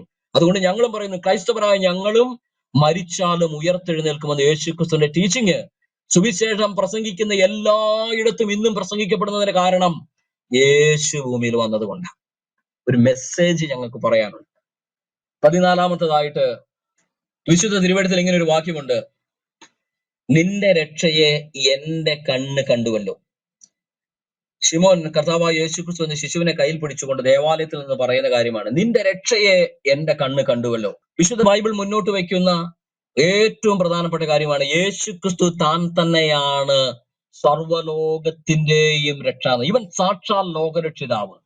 ലോകത്തിന് മുഴുവനായും ഒരു രക്ഷിതാവ് ഉണ്ട് എന്നുള്ളത്, ആ രക്ഷിതാവ് ഭൂമിയിൽ വന്ന് നമ്മെ പോലെ നമുക്ക് വേണ്ടി നമുക്ക് പകരക്കാരനായി മരണം അനുഭവിച്ച് ഉയർത്തെഴുന്നേറ്റുവെന്നും അവൻ കേവലം ഒരു ജാതിയെയോ ഒരു മതത്തെയോ ഏതെങ്കിലും ഒരു സമൂഹത്തെയോ അല്ല, എല്ലാവരുടെയും രക്ഷിതാവാണ്. അവൻ ലോകത്തിന്റെ രക്ഷകനാണ്, ആത്മരക്ഷകനാണെന്നുള്ള കാര്യം. ദൈവം അവനെ നൽകിയിരിക്കുന്നത് എല്ലാവർക്കും വേണ്ടിയാണ് എന്നുള്ള കാര്യം ലോകത്തോട് പറയുവാൻ ക്രൈസ്തവർക്ക് ഒരു രക്ഷകനുണ്ട് ലോകത്തിന്, ഒരു ന്യായാധിപതി ഉണ്ട് ലോകത്തിന്. ഇവനിത് ചെയ്യും. ഇവൻ നിങ്ങളുടെ മുൻപാകെ വന്ന് ജീവിച്ചവനാണ്, മനുഷ്യരുടെ മുൻപാകെ അവൻ വന്നവനാണ്, ഇനിയും അവൻ മടങ്ങി വരും. ഈ കാര്യം ലോകത്തോട് പറയുവാൻ നമുക്ക് കഴിയാതെ പോകുമായിരുന്നു. ഒരു രക്ഷ മനുഷ്യജാതിക്ക് ആവശ്യമാണ്. പാപത്തിൽ ജനിച്ച് പാപത്തിൽ ജീവിച്ച് പാപത്തിൽ മരിച്ചാൽ പാപത്തിന്റെ ശിക്ഷയായ നരകവും, പാപിയായി ജനിക്കുന്ന മനുഷ്യന് പാപിയായി ജീവിക്കുന്ന കാലത്ത് യേശു ക്രിസ്തുവിലുള്ള പാപമോചനം വിശ്വാസത്താൽ പ്രാപിക്കാൻ കഴിഞ്ഞാൽ, യേശു എന്റെ രക്ഷകനും എന്റെ കർത്താവുമാണെന്ന് ഏറ്റുപറഞ്ഞ് സ്വീകരിക്കാൻ മനസ്സുള്ള ഏവനെയും തന്റെ മക്കളാക്കി തീർക്കുവാൻ കഴിവുള്ളവനായ യേശു എന്നും ജീവിക്കുന്നു. യേശു ദൈവം നൽകിയ രക്ഷയാണ് എന്നുള്ള കാര്യം, ദൈവം നൽകിയ വീണ്ടെടുപ്പുകാരനാണ് എന്നുള്ള കാര്യം, ഈ വസ്തുത, ഇങ്ങനെ ഒരു രക്ഷാ സന്ദേശം ലോകത്തിന് ലഭിക്കാതെ പോകുമായിരുന്നു യേശു ഭൂമിയിൽ വന്നില്ലായിരുന്നുവെങ്കിൽ. നിങ്ങൾ മറ്റു മതങ്ങളെ എടുക്കുക, മറ്റേത് മതത്തെ എടുത്താലും അവർക്കൊന്നും ലോകത്തിലെ എല്ലാവർക്കും ഒരുപോലെ സ്വീകരിക്കുവാൻ കഴിയുന്ന, സ്വീകാര്യമായിരിക്കുന്ന ഒരു മെസ്സേജ്, ഒരു സന്ദേശം കൊടുക്കുവാനില്ല. മുസ്ലിങ്ങളോട് ചോദിക്കുക, നിങ്ങൾക്ക് ലോകത്തിന് കൊടുക്കാനുള്ള സന്ദേശം എന്താണ്? അള്ളാഹ് ഏകനാണെന്നുള്ളതാണ്. അതെ, ദൈവം ഏകനാണെന്നുള്ള വലിയ സന്ദേശമാണ്. ദൈവവിശ്വാസമുള്ള എല്ലാവർക്കും അറിയാൻ പറ്റില്ല പല ദൈവങ്ങളില്ലെന്ന്. അതെന്ത് സന്ദേശം? ബുദ്ധമതത്തോട് ചോദിക്കുക, നിങ്ങൾക്ക് ലോകത്തിന് കൊടുക്കാൻ സന്ദേശമാണ് ആശയാണ് എല്ലാത്തിനും കാരണം, ആശ ഇല്ലാതിരുന്നാൽ മതി. എല്ലാ ദോഷത്തിനും കാരണം ആശ. അപ്പൊ ആശ ഇല്ലാതാക്കാം. മനുഷ്യൻ ആശ ഇല്ലാതാക്കിയാൽ അവൻ നിരാശനായി തീരും, അവൻ ഒന്നിനോടും എല്ലാത്തിനോടും വിരക്തി തോന്നും. അതേ സംഭവിക്കുക. പലയിടത്തും പോയി തപസ്സരിക്കാൻ പറ്റും, അവന് നോർമൽ ലൈഫ് ഭൂമിയിൽ ജീവിക്കുക എന്ന് പറഞ്ഞാൽ അസാധ്യമായി തീരും. അപ്പൊ ഒന്നും ആശയില്ലാണ്ട് ജീവിച്ചാൽ പിന്നെ എല്ലാത്തിനും ഉപേക്ഷിക്കേണ്ടി വരും. അതുകൊണ്ടാണ് പിന്നീട് വന്നപ്പോൾ ഇതിനകത്ത് 2 ഗ്രൂപ്പ് തന്നെയുണ്ട്. തുണി പോലും വേണ്ട എന്നുള്ള ചിന്ത പോലും ആളുകൾക്ക് വന്നു പോയത്. അതൊന്നും യുക്തിസഹമോ ദൈവികമായ ആലോചനയോ ഒന്നുമല്ല. ഇവിടെ ഇതാ യേശു ക്രിസ്തുവിനുടെ പാപമോചനം എന്ന സന്ദേശം ജീവിത മാതൃകയോടുകൂടെ നമ്മുടെ മുൻപാകെ ഇന്നും ലോകത്തിൽ പ്രസംഗിക്കപ്പെടുകയും 10,000 കണക്കിന് ലക്ഷോപലക്ഷം ജനം വെളിച്ചം കണ്ടതിന് കാരണം അവന്റെ നിരാശ മാറിയതിന് കാരണം, അവന് പ്രത്യാശ ഉണ്ടായതിന് കാരണം, അവന് നിത്യജീവൻ പ്രാപിച്ചതിന് കാരണം, അവൻ ദൈവത്തിൻ്റെതാണെന്നുള്ള ബോധ്യത അവന് വന്ന കാരണം, മരിച്ചാലും ഞാൻ സ്വർഗത്തിലായിരിക്കുന്ന ഉറപ്പ് അവർക്ക് കിട്ടിയതിന് കാരണം, ഇങ്ങനെ ഒരു സന്ദേശം, ഒരു മെസ്സേജ് യേശു രക്ഷകനാണെന്ന് ലോകത്തോട് വിളിച്ചു പറയാൻ ഞങ്ങൾക്ക് കഴിയുന്നതിന് കാരണം, ഒരു രക്ഷകൻ ഉണ്ട്, അവൻ ജീവിക്കുന്നു, അവൻ മടങ്ങി വരുമെന്ന് പറയാൻ ഞങ്ങൾക്ക് സാധിച്ചതിന് കാരണം യേശു ഭൂമിയിൽ വന്ന് മരിച്ചടക്കപ്പെട്ട് ഉയർത്തെഴുന്നേറ്റത് കൊണ്ടാണ്. യേശു ഭൂമിയിൽ വന്നതുകൊണ്ടാണ്, യേശു ജനിച്ചത് കൊണ്ടാണ് അത് സാധിച്ചത്. ഏറ്റവും അവസാനത്തെ കാര്യം, 15ാമത്തെ കാര്യം പറഞ്ഞ് ഞാൻ അവസാനിപ്പിക്കുകയാണ്. ദൈവം എങ്ങനെയുള്ളവനാണെന്ന് ചോദിച്ചാൽ ദൈവം ഇങ്ങനെയുള്ളവനാണ് എന്ന് പറയുവാൻ ഞങ്ങൾക്ക് സാധിക്കുന്നത് യേശു ഭൂമിയിൽ വന്ന് ജനിച്ച് ജീവിച്ചത് കൊണ്ടാണ്. അല്പം തിയോളജിക്കലി ഡീപ്പായിട്ട് പറയേണ്ട കാര്യമാണ്. ഞാൻ ചുരുക്കം ചില വാക്കുകളിൽ പറയുകയാണ്, ഞാൻ പറഞ്ഞ് അവസാനിപ്പിക്കുകയാണ്. ദൈവം സ്വർഗത്തിൽ ഇരുന്നാലും, ദൈവം ഭൂമിയിൽ വന്നാലും, ദൈവം മനുഷ്യരോട് കൂടെ വസിച്ചാലും, ദൈവം ദൂതന്മാരുടെ കൂടെ വസിച്ചാലും, അവന് ഗതിഭേദങ്ങളാൽ ആച്ഛാദനം ഇല്ലാത്തവനായതുകൊണ്ട് അവന്റെ വിശുദ്ധിക്കോ അവന്റെ ഏതെങ്കിലും കാര്യത്തിനോ യാതൊരു മാറ്റവും ഉണ്ടാകുന്നില്ല. അങ്ങനെയുള്ള ദൈവത്തിന് മനുഷ്യരുടെ ഇടയിൽ പാപമൊഴികെ സകലത്തിലും മനുഷ്യർക്ക് തുല്യനായി ജീവിക്കുമ്പോൾ യേശു പറഞ്ഞു, ഞാൻ പിതാവിനെ വെളിപ്പെടുത്തുവാനാണ് വന്നത്. പിതാവ് എങ്ങനെയുള്ളവനാണോ അങ്ങനെ തന്നെ ഉള്ളവനായി പിതാവിനോട് തുല്യനായവൻ, ത്രിയേക ദൈവം പ്രപഞ്ചത്തിന്റെ നാഥനായിട്ടുണ്ടെന്നും ഞാൻ പിതാവിനോട് തുല്യനായിരിക്കുന്ന പുത്രനാണ് എന്ന് പറഞ്ഞുകൊണ്ട് ലോകത്തിൽ നിന്ന് ദൈവത്തെ അന്വേഷിക്കുന്ന ഏതു മനുഷ്യനും അവന്റെ അന്വേഷണം എത്രത്തോളം ദൂരേക്ക് സഞ്ചരിക്കുന്നുവോ അത്രത്തോളം അവൻ ക്രിസ്തുവിലേക്ക് അടുത്തേക്ക് വരും. എപ്പോഴാണ് അവൻ ഉൾപ്പെടുന്ന മതത്തിന്റെ ചട്ടക്കൂട്ട് വിട്ട് ജീവനുള്ള ദൈവത്തെ, സാക്ഷാൽ പ്രപഞ്ച സൃഷ്ടാവിനെ അന്വേഷിച്ചു തുടങ്ങുന്നത്, അവിടെ അവൻ യേശുവിലേക്ക് അവന്റെ അന്വേഷണം സ്വാഭാവികമായി വന്നെത്തും. മനുഷ്യനായി ഭൂമിയിൽ ജനിച്ച് ജീവിച്ച യേശുവിലേക്ക് അവന്റെ അന്വേഷണം വന്നെത്തും. അതുകൊണ്ട് ഇങ്ങനെ പറഞ്ഞുകൊണ്ട് ഞാൻ നിർത്തുകയാണ്. യേശു ദൈവമല്ലെങ്കിൽ പിന്നെ ആരാണ്? യേശു കേവല മനുഷ്യനാണെങ്കിൽ ഇങ്ങനെ ഒരു മനുഷ്യന് ജീവിക്കാൻ പറ്റുമോ? ഇങ്ങനെയൊക്കെ ചെയ്യാൻ പറ്റുമോ? അപ്പോൾ നമ്മൾ അവിടെ എത്തിച്ചേരേണ്ടി വരിക, ഇങ്ങനെയൊക്കെ ചെയ്യാൻ പറ്റുന്ന ഒരു മനുഷ്യനുണ്ടെങ്കിൽ എന്തുകൊണ്ട് മറ്റു മതങ്ങളിൽ ഇങ്ങനത്തെ മനുഷ്യരെ കാണുന്നില്ല?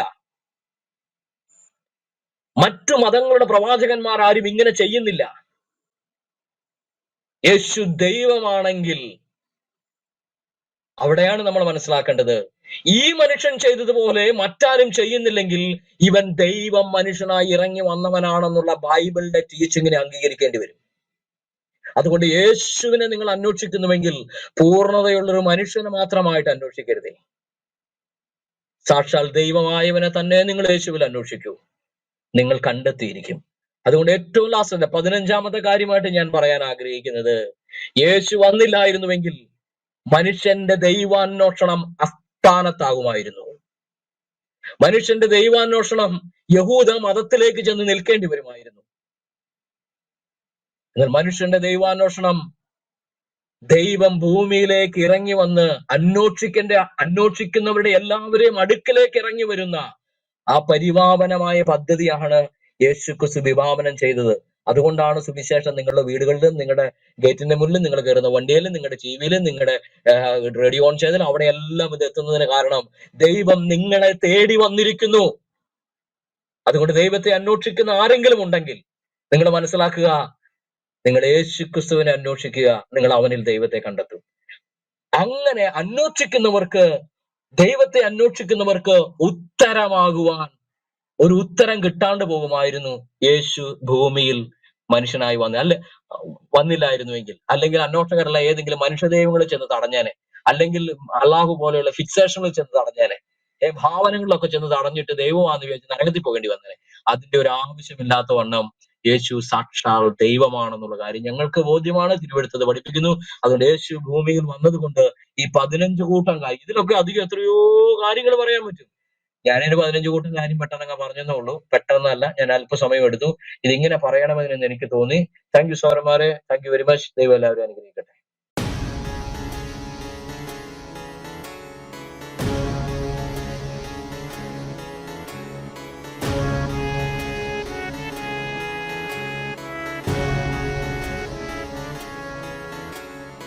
ജീവിച്ചാൽ ക്രിസ്തുവിനായി, പ്രവർത്തിച്ചാൽ ക്രിസ്തുവിനായി, മരിച്ചാൽ ക്രിസ്തുവിനായി.